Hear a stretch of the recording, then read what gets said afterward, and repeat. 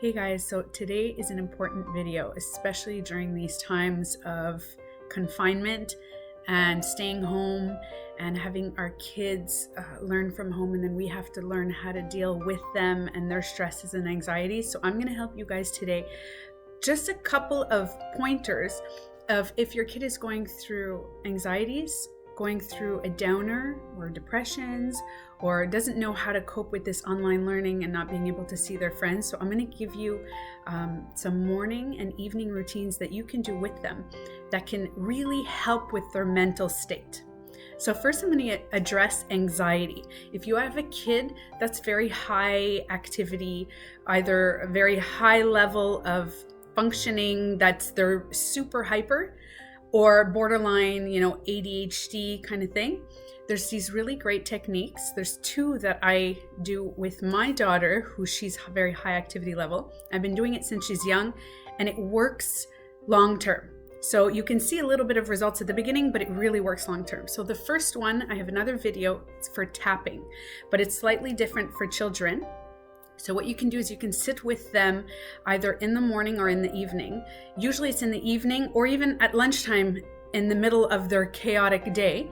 And if they're feeling stressed about anything, whether it's the Zoom call, whether it's not seeing their friends or anything, so you acknowledge. So let's say they're upset that they cannot see their friends. So you discuss it with them, let them talk. Oftentimes we want to answer them and fix their problem. Just try to and be an ear to listen. And then after they talk, depending on the age, you can ask them to do it themselves, or you can do it for them. So you would sit with your child, a young child, and you do slightly tapping on while they're talking. So they're like, "Mommy," and then you say, "Tell me about how you don't like that you can't see your friends, and what would you like to do?" So they're talking, they're like, "I'm upset that I can't play in the park, or I can't do this, and I can't go see this person and that person." And while they're talking, you take their hand in yours and you tap their hand right on the back. Okay? And if you can rub their temples while they're talking, but most kids don't like that. They'll like just the slightly tapping. This will send signals throughout the meridians of your body, and it will calm their brain. You can do it for yourself. I have a video for adults on how to tap. So you can do that. And also for the young children too, it helps at the top of their head. They can do it themselves, and it's fun for young kids. They're like, "Okay, we're going to tap now the top of our heads." And then you're going to say, "I'm angry because," "I'm sad because," and you're going to kind of go with the tapping, right? That's for young kids. When you get older, you can do different tapping techniques. So you can start off with the back. You can do the top of the head also, over the forehead, the eyes, under the eyes, under the nose, here, and then your heart. And then as they talk, they're going to relax. So if you want to know more, you can check out my video. I give a very good explanation on what it does and the benefits of tapping. So you can do this in the morning, lunch, evening, anytime your kid is super stressed. If you have a lot of kids, you can kind of make it a group activity. You do it for 2 to 5 minutes, and that's it. And you just say, "Okay guys, now it's the tapping time. We're going to all relax our minds," because they're all like, right? So another good thing for children for high anxiety is to listen. So if you hear that they're not listening or anything, I know most parents know that when you whisper, they kind of they tune in because they want to know what's going on. That trick works, but what you can do is maybe just open a window or just stand outside, because it's freezing here in Canada. It's very cold. So we can open a window or even just be in the complete silence in your house. Just crack open a door and you listen. You make them, you're like, "Oh my God, listen to that. Oh my God. Wait, hold on, listen." That trick works for any age child. Even I have a 15-year-old, it works for I'm like, "Oh my God." When it's a high stress, you're like, "Oh my God, listen. Oh my God, did you hear that?" And they're like, so what happens to the brain is when you listen, your other senses have to shut down, because you're not able to completely focus on what you're listening to if your other senses, even eating, people will stop because they can't chew. You chew, you can't hear. And then it automatically calms the mind. So the high anxiety child, these two techniques work really, really, really well. Also, online learning, a really great solution. So if you can find them now, they're non-essential, but you can get them on Amazon. Little balls, okay, the workout balls that you get for children. They're about $10 for the little ones. Or you can get, there's ones that you can put on the seat and they're bouncy. So when they do their online learning, they get antsy, right? They don't want to sit down. You don't know how to handle them. You can put them on there and then they're still moving around, but they're seated. They're not wanting to run around and they don't want to focus. They can actually bounce. You can do this. This helps actually a lot with boys specifically, or high energy level girls that they want to sit and bounce because they can't focus. It gets them tired. In between, you can get a little jumping rope. And in between classes, they can do quick jumping, and then they get all their energy and then they're ready to sit down and to focus.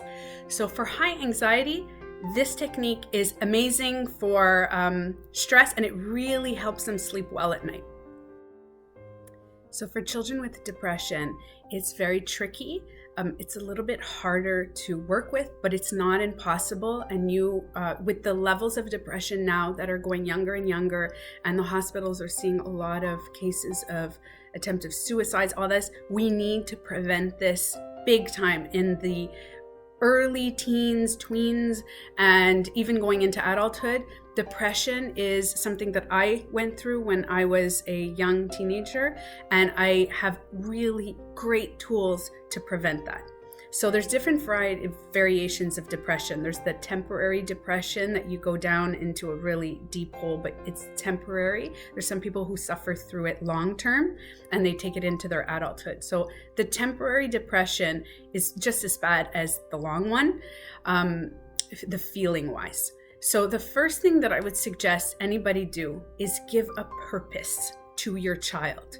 A purpose of they feel that they matter here on earth. So it doesn't go to suicide.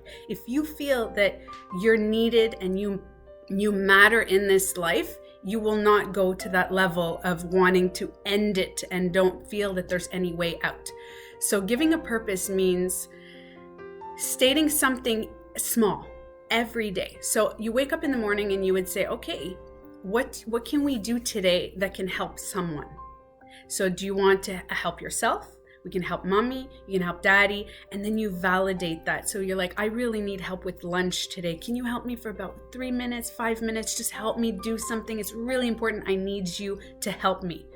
And then they feel that they have a purpose here. Even if it's, cleaning the cat litter, instead of putting it as a chore, you're like, the cat really needs you to give him food, or to give it, the cat needs you to, or the dog needs you, or what can you do to be important, needed, and wanted? And if you do that every day, it takes 3 to 5 minutes to do this. It would help tremendously. Other thing is, a lot of people know about affirmations, but how about affirmations / setting your intention in the morning? So you wake up in the morning, you're like, okay, what are your plans today? Now we're in confinement. They're going to go, I don't know. I don't have plans, whatever. And who knows? We never know day to day. So what you could do is every day plan something very small that they can do that gives them a purpose for that day. So today, what we're going to do is maybe with Joe down the street, we're going to plan a Zoom call. Okay, we're going to do a Zoom call with so-and-so. And some days you'll have more activities. Some days it'll be next to nothing.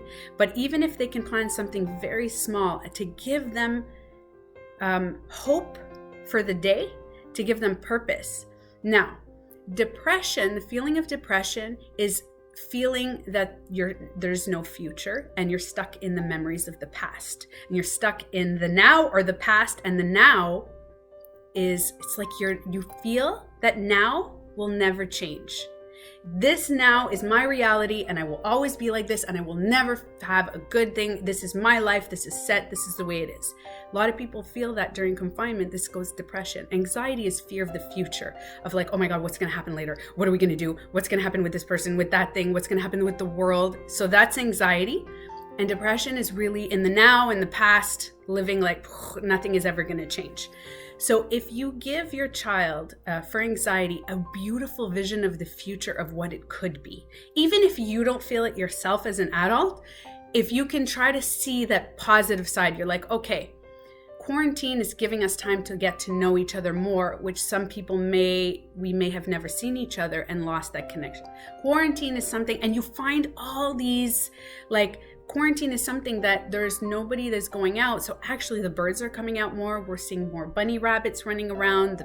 Like, we try to find, even if it's small, and finding like, hey, you know, we have fresh running water. We have, every day you find something that you set your intention for the day that you're grateful for. And what do you have? It takes less than 5 minutes to do this in the morning. And it gives this sense of like, for the kid, okay, it's not so bad.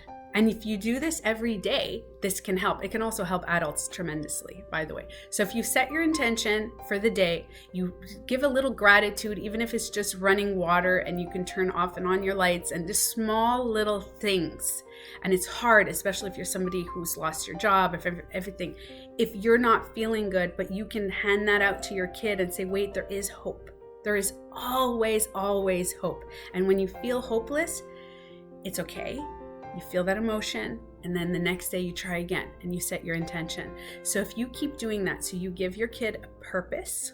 Purpose is very important, because when you feel like you have no purpose, that's when depression kicks in. And when you want to talk about the past and you want to deal with what's happened in the whole 2020, it's so bad, is it's going to continue. And we talk about the past, but then try to find the good stuff of the past. So they always kind of like go into that. So like I said, the anxieties, you know, live in the now, try to do all that. And in the depression is try to live in the now. So basically all I'm telling you in this video is day by day, just try to find the positive, try to set your intention. It's very, I hope everybody is, you know, it's a very tough emotional time for everyone. So I hope this can help a little. I will go, if you want to know more about tapping, check out my video. I will do another video more about depression for teens and adults. And I will do extensive talking about how to deal with deep depression, not temporary depression. That's something I will address in another video. So I hope this helped. Please don't forget to like this video, comment on anything if you have any more questions, and subscribe to my YouTube channel. And have a great day, guys.